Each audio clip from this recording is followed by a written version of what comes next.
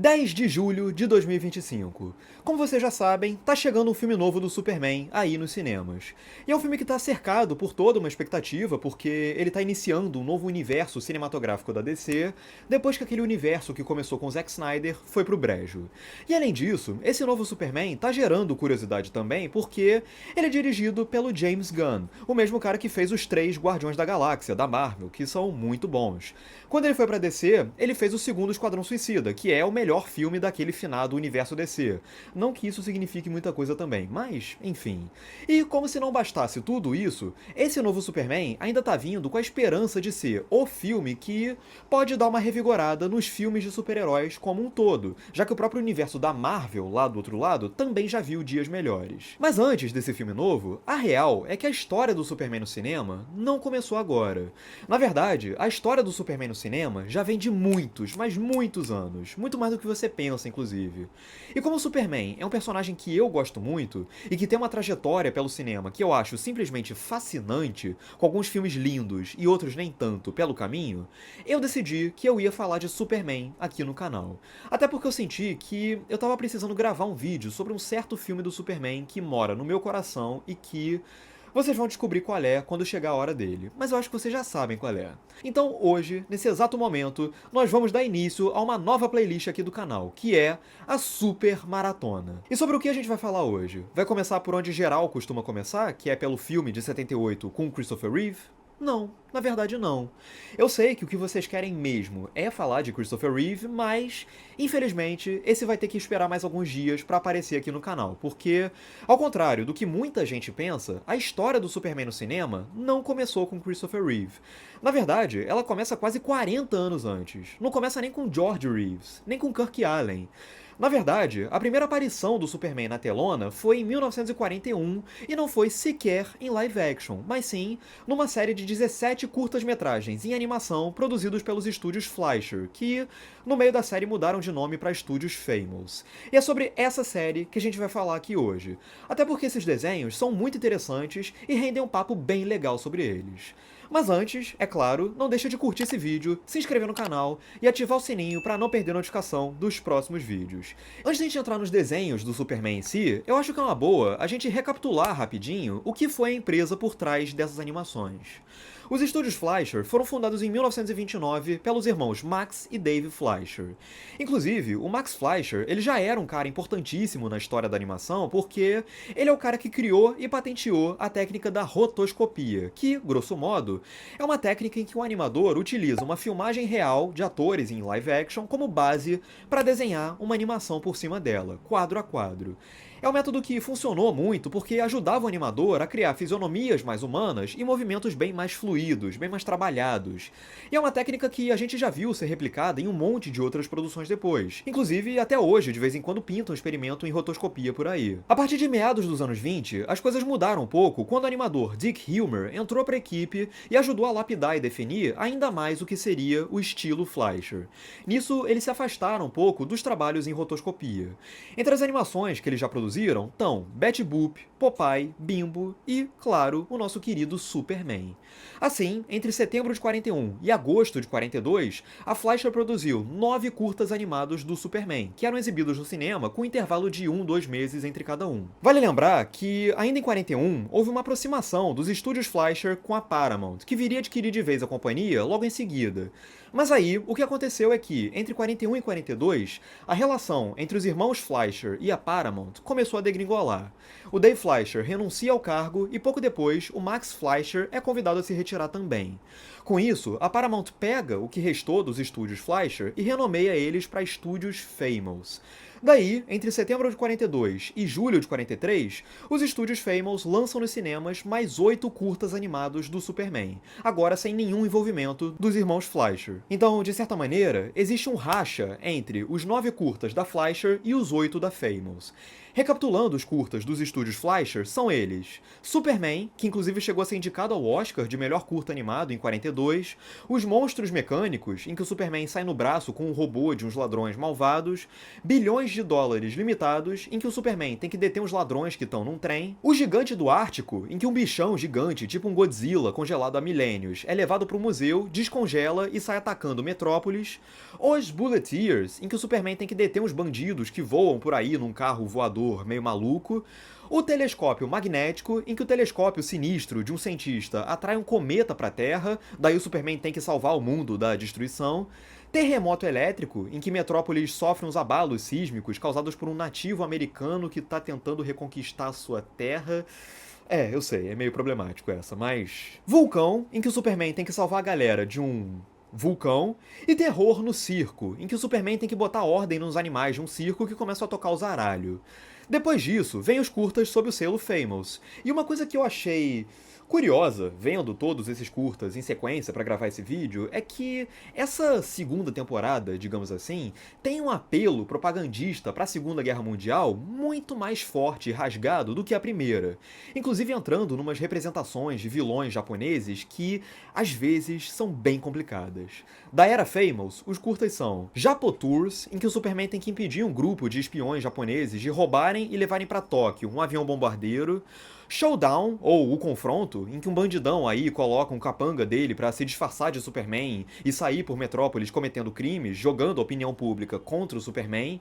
11ª Hora, em que o Superman é sabotador em uma missão naval contra o Japão.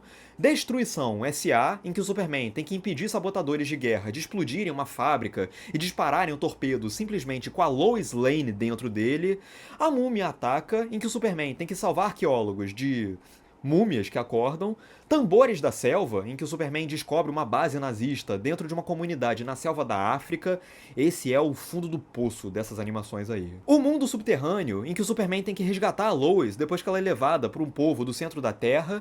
E por último, Agente Secreto, em que o Superman tem que lidar com um espião nazista que está colhendo informações sigilosas em Washington. Estão vendo como dessa vez o teor belicista fica muito mais forte?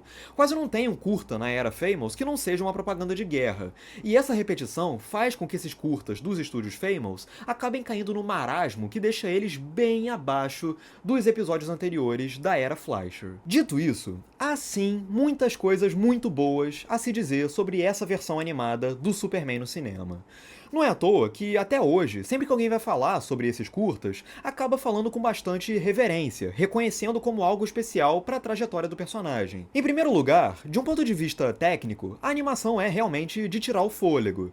Não só os desenhos dos personagens seguem de perto os traços característicos que esses mesmos personagens tinham lá nos quadrinhos, o Superman com aquele queixão e aqueles olhos apertadinhos, a Lois com aquelas proporções mais suaves, etc., como a animação em si é sempre muito fluida e muito dinâmica. Os movimentos que os personagens executam são sempre bastante complexos, mas ao mesmo tempo desenhados e animados de uma forma que torne eles inteligíveis e suaves em vez de embolados. A riqueza de detalhes nas ações do Superman, inclusive, é uma proeza à parte.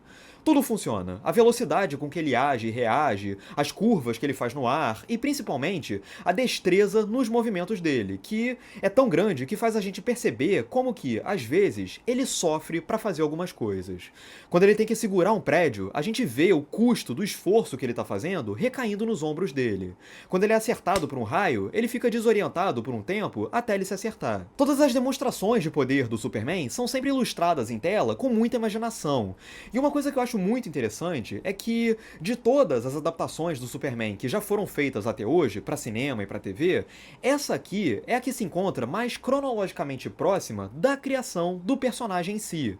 O Superman surgiu nos quadrinhos em 1938, já essas animações começaram a sair em 41. Ou seja, quando elas foram lançadas, o personagem ainda era uma criação muito recente, tinha só 3 anos. Então um monte de outras tradições que foram sendo criadas aos poucos e que vieram a compor o cânone do Superman nas décadas seguintes, aqui ainda não estavam lá. É uma adaptação muito próxima de uma noção de Superman muito embrionária. O emblema no peito dele ainda não é aquele que a gente está mais acostumado a ver. Ele é preto com um S bem simples no meio. O personagem enfrentava situações não tão elaboradas quanto, sei lá, batalhas por multiversos. Ele enfrentava mais ladrões, espiões, robôs, monstros, animais fugindo do circo, catástrofes da natureza e por aí vai. E além disso, aqui o Superman ainda não voava, mas sim pulava. Ele dava uns saltos inacreditáveis em vez de levitar no ar. Quer dizer, isso em teoria, porque na prática, eles dizem que ele só pula e a gente finge que acredita, porque tem várias horas nesses desenhos aqui que, pelo amor de Deus, o Superman faz curva no ar, como que ele não voa? Ainda assim, justamente por serem tão próximas da base original do personagem, essas animações contam com alguns elementos clássicos que, nos anos seguintes, ou foram esquecidos ou deixaram de ter o mesmo peso. Todo curta-metragem começava com uma abertura que recapitulava a origem do Kal-El, vindo de Krypton, os poderes que ele tinha e o disfarce de Clark Kent que ele adotava. A fotografia e as composições exploravam bem as luzes e as sombras em cena, a fim de gerar um climinha meio nebuloso e de mistério que acabava reforçando a atmosfera pulp daquele material, e a música tema, embora não seja nada tão marcante quanto a que o John Williams criou em 78, é decente, é bacaninha, ajuda a embalar a ação. Há ressalvas que eu possa fazer com essas animações? Sim, há. A primeira delas é que a repetição de certos cacoetes em todo episódio me cansou um pouquinho. Provavelmente, a experiência de assistir a esses episódios na época, no cinema, com um intervalo de 1, 2, às vezes até 3 meses entre um e outro, ajudava a espaçar mais uma aventura da outra e, com isso, dava tempo para que cada uma delas ficasse menos fresca na memória do espectador com o passar do tempo, o suficiente para ele não ficar saturado da mesma formulinha toda hora. Quando você pega pra ver todos esses 17 episódios em sequência, como eu fiz pra gravar esse vídeo, aí a coisa fica mais complicada, porque todo curta segue exatamente a mesma estrutura. A Lois Lane é sequestrada, o Clark Kent olha e diz pra si mesmo, isso parece um trabalho pro Superman, volta, resolve as coisas rapidinho, aí no final aparece a manchete no Planeta Diário dizendo Superman salvou tudo de novo, e aí termina com a Lois falando pro Clark que o Superman é o máximo, sem saber que o Clark é o Superman, enquanto o Clark dá tipo uma piscadela pra gente. Essa formulinha é extremamente rígida e ela nunca se varia. Na quinta vez seguida que eu vi a Lois ser raptada e o Clark dizer isso parece um trabalho pro Superman, eu revirei os olhos. Isso é uma coisa que me cansou um bocado. Até porque os personagens não são muito desenvolvidos. Eles se limitam às funções que eles cumprem, a gente nunca sabe muito sobre eles, além do básico de cada dia. Não é uma obra que se propõe a isso, a desenvolver muito profundamente os personagens, e nem tem tempo pra isso, pra ser sincero. Mas, porém, no entanto, todavia, não obstante, apesar dessa repetição meio chatinha e de toda a propaganda estadunidense regada a racismo e xenofobia que rola na era Famous, essas animações do Superman são o primeiro capítulo muito interessante na trajetória do personagem no cinema.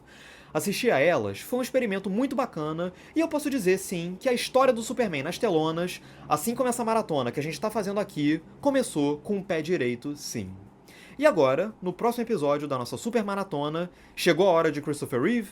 Ainda não. No próximo episódio, nós temos um encontro com Kirk Allen. É isso, agora eu quero saber de você, o que você acha dessas animações do Superman, que se você já tiver visto, comenta aqui embaixo, curte o vídeo se você gostou, compartilha para seus amigos, se inscreve no canal, ativa o sininho para não perder a notificação dos próximos vídeos, entre eles os próximos capítulos, e é isso. Um grande abraço, e até a próxima, e até o próximo episódio da nossa super maratona.